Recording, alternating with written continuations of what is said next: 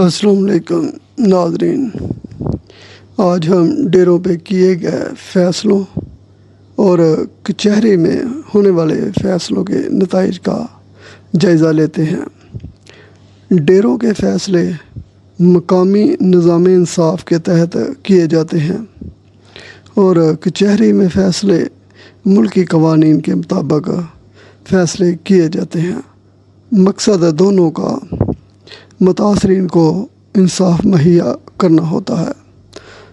خاندانوں میں بچوں کی وجہ سے لڑائیاں یا تقسیم کی وجہ سے لڑائیاں یا حسد کی وجہ سے لڑائیاں ہوئیں، جو مسائل گھر کی چار دیواری کے اندر حل نہ ہو سکے وہ پنچایت تک گئے اور دوسرے لوگوں کو دخل اندازی دینے کا موقع مل گیا۔ جب لوگوں کے ہاتھوں میں فیصلے آئے تو تماش بینوں کو تبصرے کرنے کا موقع مل گیا۔ سائنسدانوں کے تجربات کے نتائج کی طرح شیطان کے پیروکار اپنی کی ہوئی سازشوں سے حاصل ہونے والے نتائج سے مکمل آگاہی رکھتے ہیں۔ جس طرح انسان کا ازلی دشمن انسان کو انسان سے لڑا کر خوش ہوتا ہے، سازشی لوگ اکسا کر مختلف حربوں سے انسان کو انسان کے مقابل لڑنے کے لیے کھڑا کر دیتے ہیں،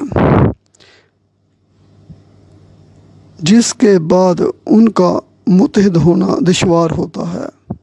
پنچایت میں صلح کے بعد اپنے خفیہ دشمنوں کو تلاش کرنا چاہیے اور ان کی سازشوں سے مستقبل میں بچنا چاہیے۔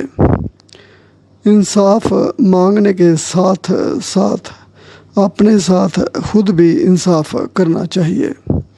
انسان اپنے شخصی کردار سے مکمل واقفیت رکھتا ہو، ورنہ دشمن کا جلایا ہوا الاؤ بڑھتا گیا اور انسانوں کو نگلتا گیا۔ کون حق پہ تھا اور کون شر پہ، فیصلے محفوظ ہوتے گئے۔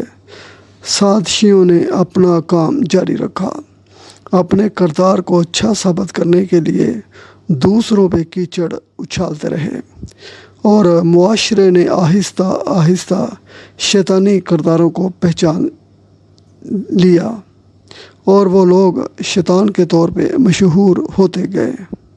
پنچایت کے منصف جو عوام کے زیادہ ہمدرد ہوتے، ان کو بدظن کرنے کے لیے دشمن بار بار مختلف لوگوں میں لڑائیاں کرواتے رہتے اور پنچایت کا منصف تنگ آ جاتا، کیونکہ اس کی گھریلو لائف متاثر ہوتی اور جن کے خلاف فیصلہ دیتا وہ اس کے دشمن بن جاتے، اس کے ووٹ کم ہوتے جاتے۔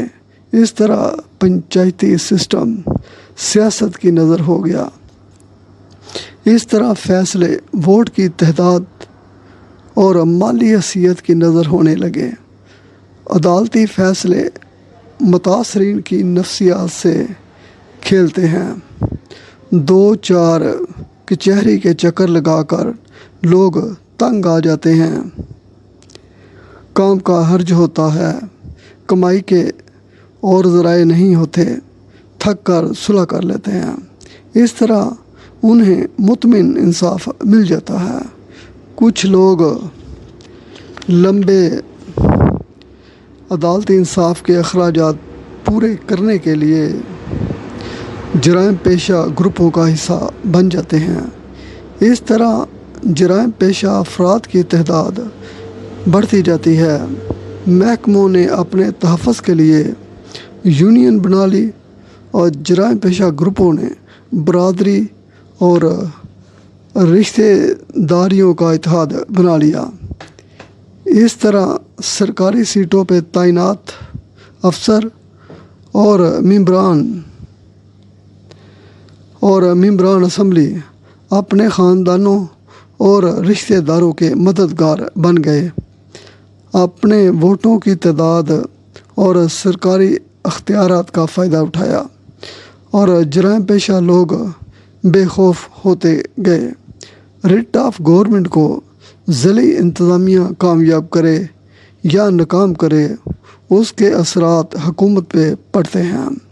لوٹنے والے مالی مشکلات کا شکار ہوتے ہیں، اور مجرم جب سزا کاٹتا ہے تو پھر جیل کے اخراجات عوام کے سر ہوتے ہیں۔ شکریہ۔